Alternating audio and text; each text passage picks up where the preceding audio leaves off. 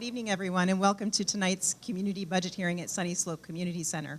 I'm Tony Macarone with the City Manager's Office, and thank you so much for coming tonight. First order of business is to introduce our interpreter, Sandra Heredia. Sandra's in the back in the blue shirt, waving. If anyone needs Sandra's interpretation services, please let her know. This evening's budget hearing is hosted by Councilwoman Deborah Stark and Councilwoman Vania Guevara. And at this time, I'll turn it over to the two councilwomen for opening comments. Thank you so much for being here. It's really important that we hear from you. You'll probably see a lot of staff here, but sometimes you ask a question that's very particular to a department, and so we're glad to have all the staff here. And I know they're really excellent at what they do, but we do appreciate your comments. It's important we hear from you. This budget is your budget. This is your tax dollars at work, and so it's critical we hear, whether it's positive or negative, we want to hear from you. And I really am happy to be here with Vania. She is so excited. This is her first round of budget hearings. See how excited she is? Wait till you've gone through 4 of them. No, I'm just kidding. But it's great to be here with her. I'm going to turn it over to Vania. Buenas noches, nada más brevemente quiero mencionar si alguien ocupa traducción, tenemos alguien allá atrás disponibles para ayudarles. I just wanted to mention if someone needed translation, we have someone available if you only speak Spanish.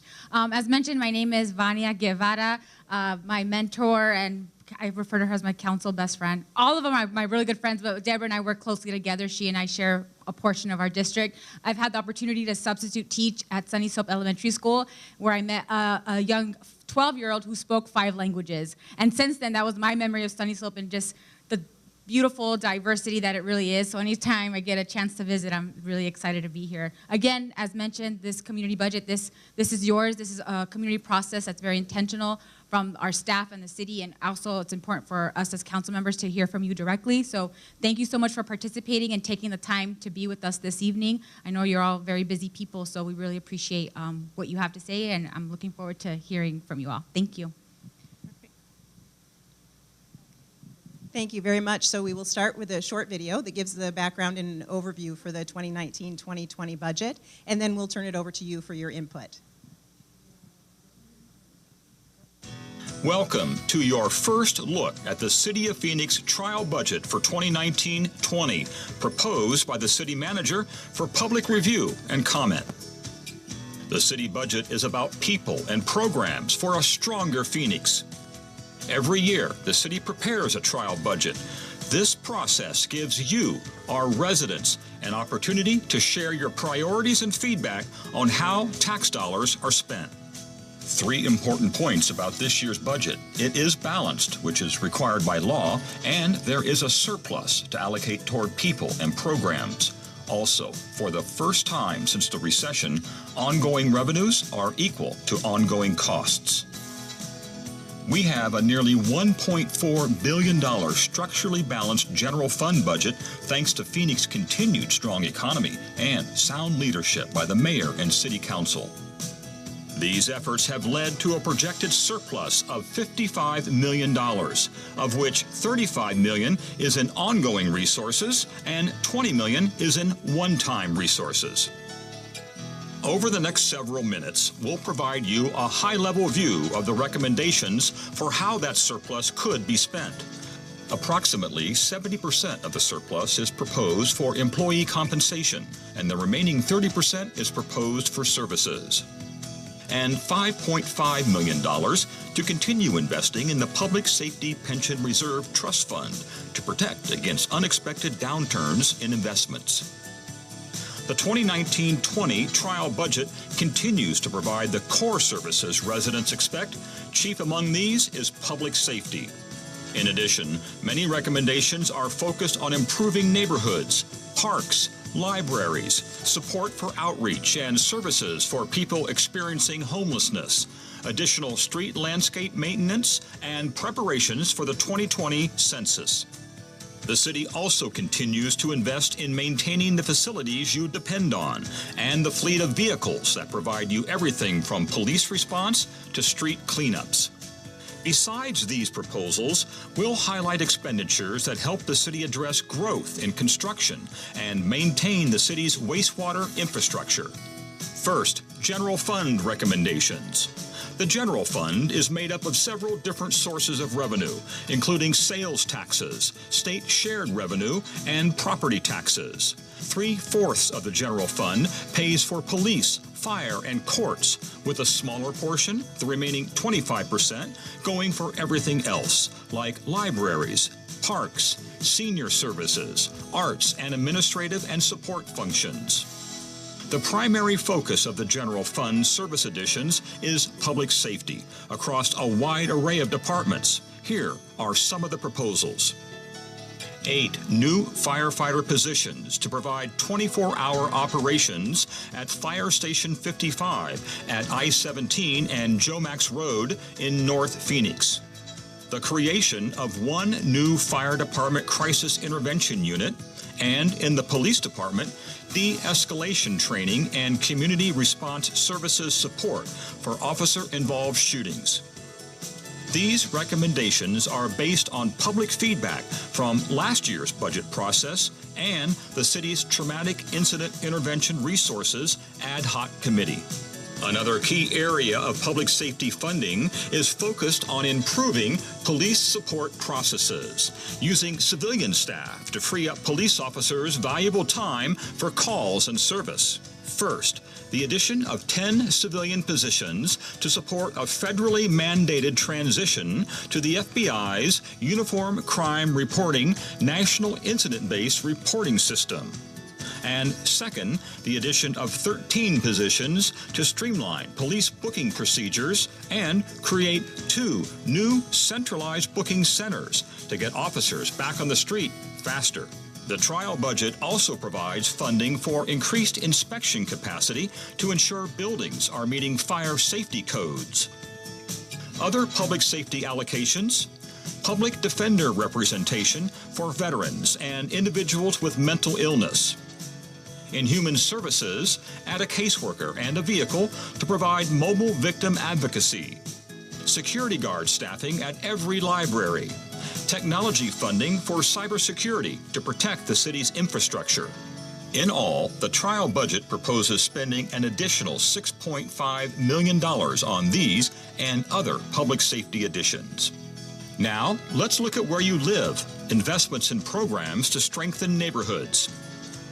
First, the budget would allocate approximately $1 million to add staff to work with neighborhood groups, to clean up blight, work with nearby businesses, and improve response times for neighborhood issues. Parks and Recreation would see 8 new park ranger positions to increase patrol coverage at neighborhood and urban parks for a cost of about $1.1 million. Street Transportation and Public Works would support neighborhoods by transitioning staff from a temporary to permanent status to clean up encampments and washes and right-of-way for a cost of $970,000. Historic Preservation would also get $75,000 to support historic property preservation. In all, neighborhood revitalization would see an additional $3.5 million in funding. Next, Community Services additions restore some desired programs to strengthen the community and expand other resident requests, including restoration of Sunday library hours at 4 branches means all libraries will be open to provide greater access to in-demand books, movies, classes, and programs for library patrons of all ages. Expand the Phoenix Teens program for youth at 10 city sites, providing youth programs 6 days per week at a cost of $448,000. Providing case management assistance for homeless seniors and grant funding for arts organizations for youth and underserved communities would also be included. The budget would also add $1.3 million for long-standing street landscape maintenance needs, increasing frequency of maintenance from 3 to 4 times per year. New this year, a proposal to allocate funding to implement participatory budgeting or other projects in city council districts. Lastly, the city will invest in outreach to encourage residents to take part in the 2020 census. Given the move to digital form submission this census, the additional funds will help to ensure hard-to-count and hard-to-reach populations participate, so that Phoenix gets its fair share of the approximately $866 million in annual revenues allocated through federal programs for public safety, transportation, housing, and human services. Overall, added general fund expenditures outlined in the trial budget total $55.2 million and would add 131 positions to strengthen our people, programs, services, and infrastructure. Moving on to propose non-general fund additions for a variety of services. Strengthening our street transportation department with 11 positions added or converted to full-time for a variety of services to support increasing work in the right-of-way and the recently expanded street maintenance funding in the Capital Improvement Program budget, $768,000. Water services will see 21 positions and approximately $2.9 million in funding to keep up with demand at the department's 91st Avenue treatment site, the state's largest. The site is currently treating 180 million gallons of water a day for more than 2.5 million residents in 5 cities. Finally, 19 positions for planning and development to address increasing construction demand, including reduction of turnaround times for pre-application submittals and complex commercial architectural plans. Added staff to ensure adherence to fire system requirements and ADA accessibility codes, and to maintain a 24-hour turnaround time for residential inspections. Thank you for taking the time to learn more about the 2019-20 trial budget. We hope that you'll review additional details in the budget pamphlet available at one of our 19 community budget hearings and online at phoenix.gov/budget. Please share your feedback in whatever way works best for you, at a public meeting or via email at budget.research@phoenix.gov. You can comment on the city's social media at CityofPhoenixAZ on Facebook or Twitter and use hashtag PhoenixBudget, or call us at 602-262-4800. Thank you for being part of this important process.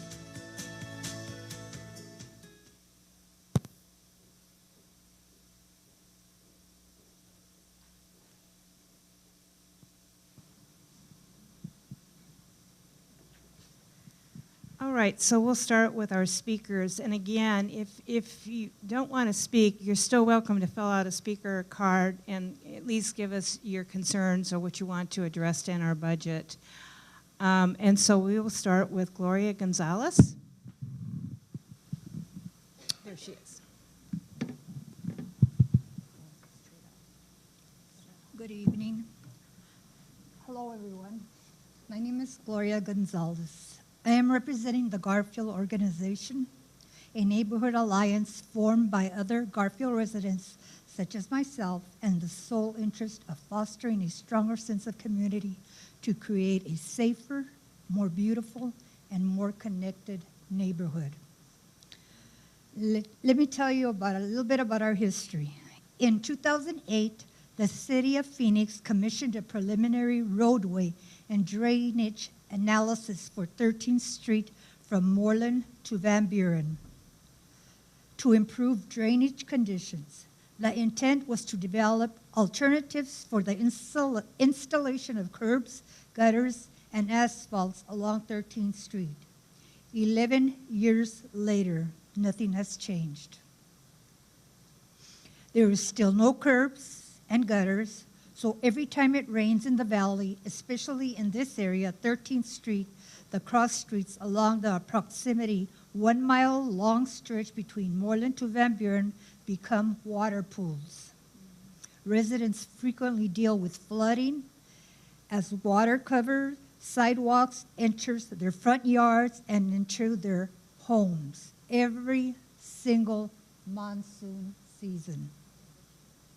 Soon after the rain, but before drying out, residents deal with not only standing murky water, but mold and debris. When the rain water dries, most of 13th Street is filled with clouds of dust. That brings yet another issue to the residents. Those seeking to park next to their own homes along the side of the road on 13th Street have been ticketed by the City of Phoenix Police for parking on non-dusted proofed surfaces. Where else would and could they park, if not in front of their own home? Clearly, these residents often find themselves in this catch-22 situation that without a doubt would not be tolerated in other communities. Moreover, Garfield Elementary School is located at the southeast corner of 13th Street and Roosevelt, has its main entrance along 13th Street. All children attending Garfield Elementary walk through clouds of dust, water pools, mold, and debris on a regular basis. For those of us who are unaware, Garfield is also a recognized historic neighborhood adjacent to historic neighborhoods in the heart of downtown Phoenix. A long overdue solution has been sought out by Garfield residents for decades. Garfield has been a neighborhood initiative for the City of Phoenix since the 1990s. Throughout the years, Garfield residents have been requesting help from the city representatives and other city officials, but nothing has happened. We kindly request that funds be allocated for not only paving, but actually add curbs and gutters to 13th Street. Your support will allow the residents to have homes free of flooding, dust throughout the year. Thank you for your attention, and I did bring some pictures to show you. Thank you very much. I appreciate it. We actually have streets here tonight and planning who oversees the dust proofing. They might be able to give you some words of wisdom as what's happening. Thank you. Sure. Next we have Lisa Glow. Thank you.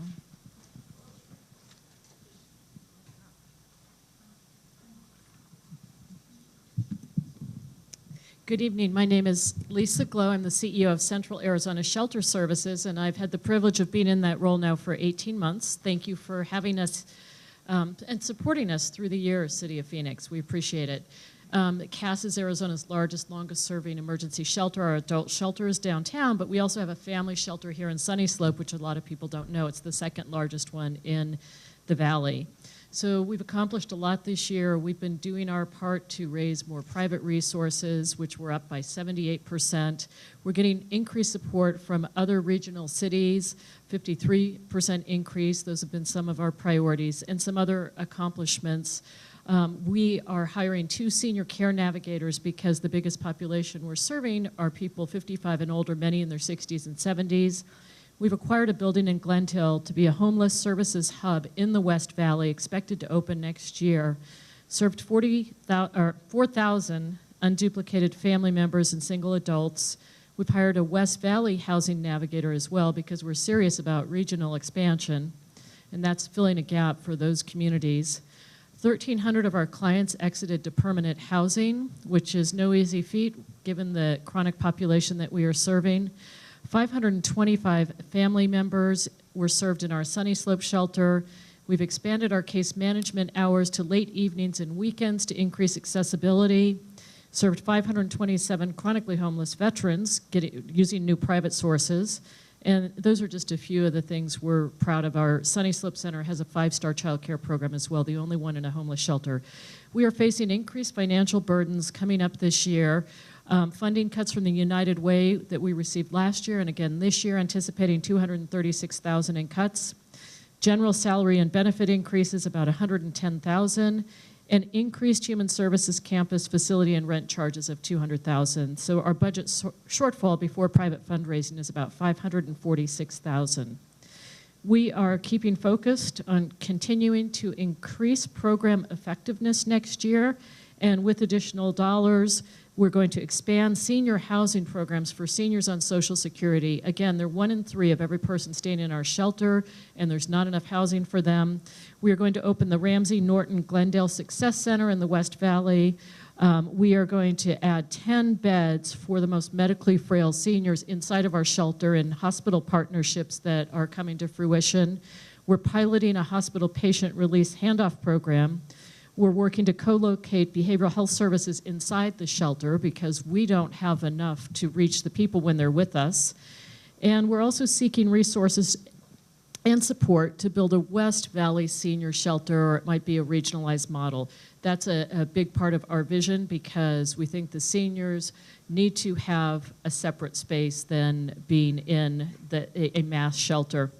And we're developing pathways for GEDs, community colleges, apprentice programs, and lastly, eviction programs for our clients because the seniors, 70% of them are homeless for the first time and most of them are being evicted. So we have to do more at the front end.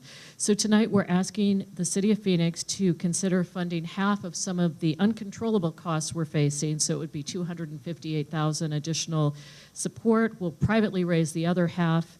And this would really be a big relief for us to continue to serve. The numbers are growing. 350 people are turned away monthly.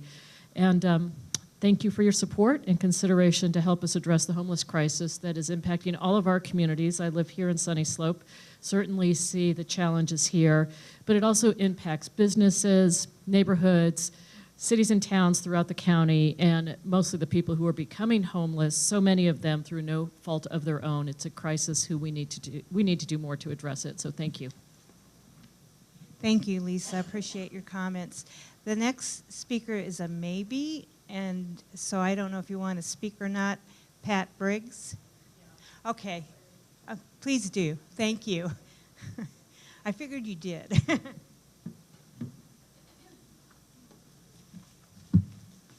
Hi, thank you for being here tonight and taking our comments. Number one, I'd like to thank you for putting more money into the library budgets. It's very important. Sunnyslope has a very active library, and any way that can be supported, that would be much appreciated. The other thing I want to talk about is the homelessness issue. These people are our neighbors, and they obviously need help.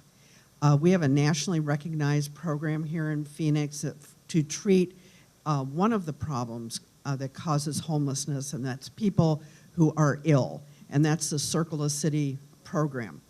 The lady who spoke before me is talking about some of the other programs that people are trying to valiantly run in Phoenix, but I don't think there is enough money or attention put into that.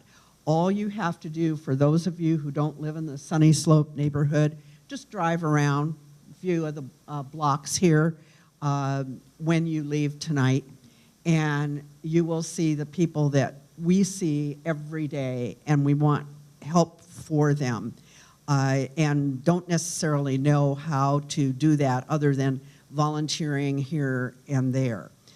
There are other cities, and I'm sorry that I hadn't planned to say something about the homeless tonight, but I heard on NPR, I think it was last week, on KJazz, they were interviewing a woman from a fairly big city in the United States, and they have really made inroads in looking at the different reasons for homelessness and having a program using innovative ideas on how to tackle the problem.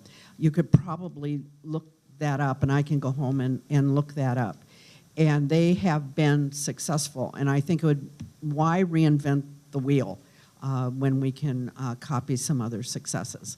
So thank you very much, and I hope to be able to see some help for the people who are out there living on the street. Thank you.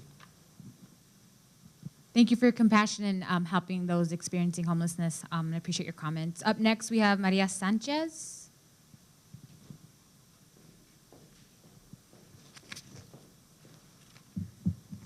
Good evening. I would also like to piggyback on what the two ladies were speaking about. The homelessness crisis here in Phoenix is growing, and we do need to invest in accessible housing, support services, and good jobs. I myself was homeless at 16.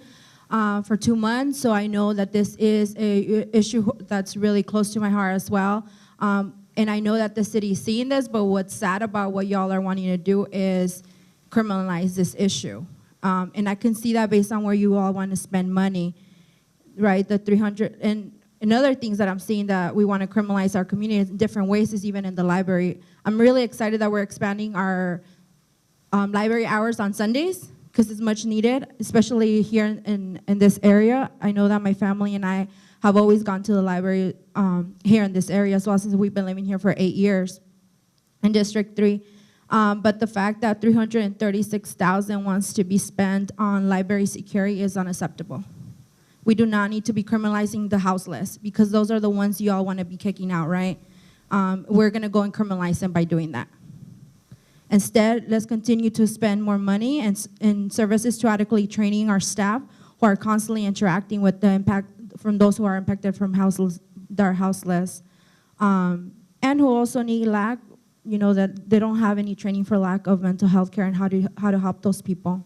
So instead of spending the $336,000 to go and police our people, again, let's invest it somewhere else with the library. I also saw that there's $1.7 million going to be spent for the park rangers, which to me is, again, goes back to policing. Why are we going to go and police our youth? Why are we going to go and police those people that don't have anywhere else to go? We know how the police is here in this city, right? And the fact that we want to continue to give them, police already gets $548 million taxpayer dollars from the general fund, right? Every year. Why are we going to give them more money? That we wanted to give them $2.5 million more. Again, we can invest that in the crisis that's going on with houseless folks. So there is some demands that I have as a community leader wanted to bring forward to you that community has been building is that we need to continue to invest in youth programs, after school and before programs for the youth. I have a 9-year-old, soon to be 10, and I can tell you that even if there's some programs out there, I can't afford them. I cannot afford to put my kid through any of those programs because of my income, even though I'm working full-time and everything. One emergency away from being houseless, even because, it's the housing prices are going up. I was kicked out of District 5 living central because I couldn't afford it anymore, so I had to come back and move in this area, and even here it's hard to afford. Another thing is that as we have seen that we're #1 city in officer involved shootings, right? 44 people were shot by police last year. That's something that we should not normalize. No one deserves to lose their life for any reason. And the fact that 44 people were shot, I want to continue the conversation about the trauma fund is something I'm supporting, right? We need to continue to offer support to those people who witness anything like that that's traumatic. Especially, I think back to the case of Robbie Brown, people in the bus that saw a man get shot and were in the bus for an hour. And then they were like, okay, go home. They didn't get any support. They didn't get any trauma help. There was someone that came forward and was like, I'm traumatized, and I asked the city for help, and they're not giving me any help. In fact, they're telling me I can't even talk about this case. So I am supporting the trauma fund. Let's continue to address the fact that we do have a very violent police department and to help those that are impacted by that. And I do believe that we need to invest in an inclusive city, so we do want to be a clear implementation plan for the municipal ID that was brought up a few years back, but we do want it to have a secure database, right, committed to not sharing with any law enforcement agencies, and clear policy that's going to be for the training for the Phoenix Police Department to respect this ID as well. So again, let's continue to build a Phoenix where we all feel safe. And I hope that as one of the very few women of color here, that my voice is also going to be heard when I'm speaking about what's going to make me safe and my family and my son. Thank you. Next speaker is Isabel Garcia. Oops. Hello, good evening. My name is Isabel. I'm a Phoenix resident. I've been here all my life. I was born and raised here. All my family's here. And I'm here to echo a lot of the same sentiments that have already been talked about regarding folks who don't have homes here in Phoenix, support the things that Maria mentioned. I'm here to demand that the city invest in people and programs in a real way and not criminalization. We know that investment in people, investment in programs is actually what makes our community safe. and is what actually is going to help solve the root causes of problems such as homelessness, such as mental health issues, such as poverty. Continuing to pour money into the deadliest police force here in the country is not going to solve problems like that, like homelessness, right? Phoenix PD, they weren't meant to fix those problems. They were meant to respond. And so I'm here to demand that we do invest in programs that are actually going to solve issues. I'm also a community leader. I've been talking for the past couple of months with folks in my communities in Phoenix, and one of the things that is always brought up is affordable housing. As has been mentioned, there's an affordable housing crisis here in Phoenix. It's becoming more and more expensive to live here. There's a homelessness crisis, especially in places where there's a lot of communities of color. And there are pockets of communities of color all throughout Phoenix, and they tend to get pushed out, they tend to get displaced due to economic development, which ends up looking like gentrification. And there are no solutions offered by the city on how to help folks who get pushed out of their homes for whatever reason, right? One of the things that we have found out from doing research on this budget is that the city is planning to do neighborhood cleanups. And at face value, that sounds great, right? That sounds like, oh, you're gonna go into our neighborhoods and clean up trash, beautify our neighborhoods. But what we ended up finding out was that what this meant was clearing out homeless encampments throughout the city. And it was very interesting to see this money being allocated within the transportation department, which is responsible for street maintenance. So instead of investing money in actually cleaning, fixing potholes and making sure our streets are safe and drivable and easy to walk on and to bicycle on, it's actually going to be used to criminalize and displace folks who don't have homes, who are using the streets because they have nowhere else to go. And so this is very disappointing, but it also is a continuous reflection of how the city invests in criminalizing and policing and surveilling rather than actually looking for solutions to solve. There is no indication of what's going to be offered to these folks who get displaced from their encampments. And we don't see any true investment in affordable housing through this budget. And that's very disappointing. And as a Phoenix resident, I love this city. I plan to live here the rest of my life. I plan to raise my family here. And I want my kids and my grandkids and my nieces and my nephews to live in a better city than I grew up in.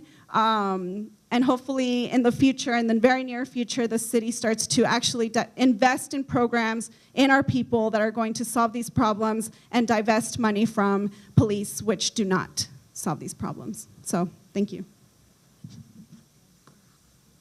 Thank you for your comments, especially affordable housing is definitely something that's important to me, and I took some notes, and we can get together after. Thank you. Cleo Lewis?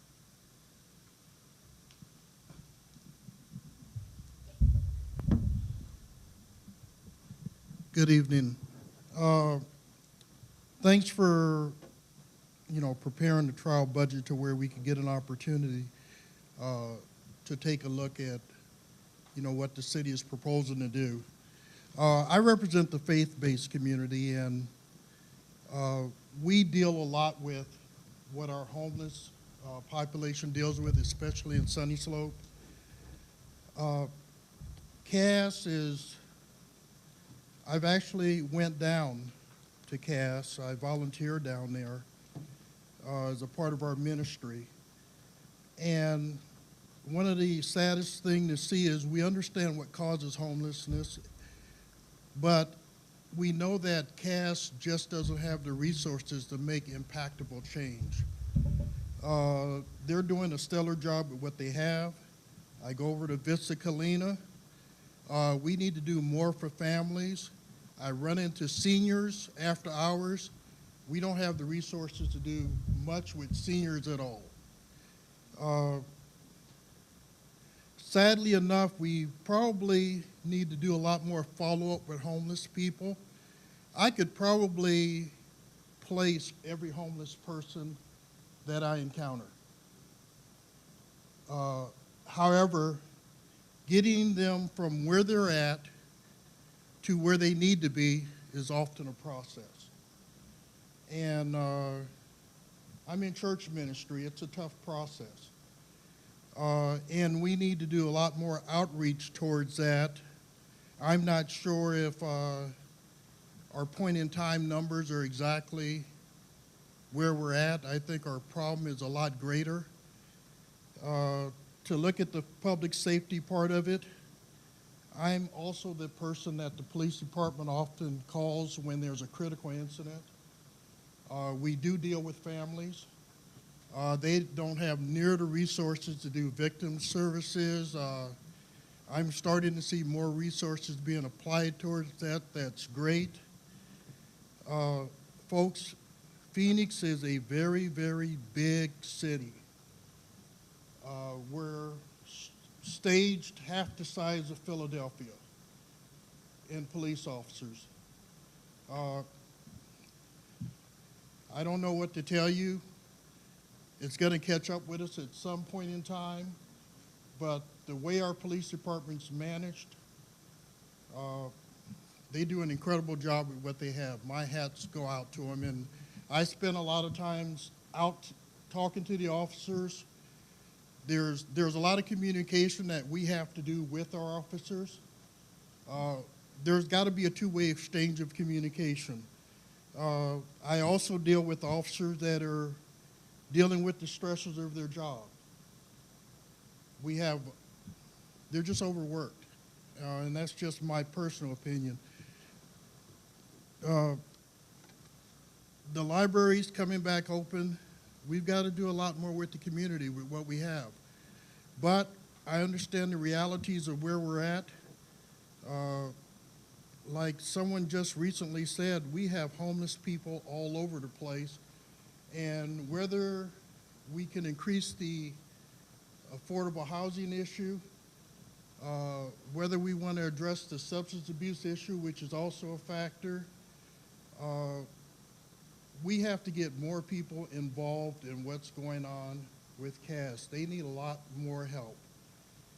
And there's a lot of us that are sitting on the sidelines saying we want the city to do this, or we want the city to do that, but for the faith-based community, we have to come into partnership with the city, and we also have to come into partnership with our police department and our fire department. Thanks for letting me share. Thank you, Cleo. I know you do a lot in Sunnyslope, and I thank you for that. The cleanup. I participate in probably most of the cleanups in Sunnyslope. It brings tears to my eyes, but we've never broken up. That's not our intention, is to move homeless people out of the way. We provide immediate outreach if we have homeless people that are involved in an area that we're cleaning up. I know that in Sunnyslope, we'll bring whatever resources to bear. I'll transport them in my personal vehicle. We'll consult with them. We'll do whatever it takes. But we do need help.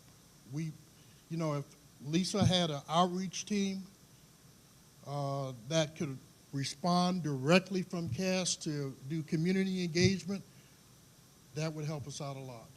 Thanks. Thank you. Our next speaker is Bill Shield. There he is. Hi, Bill.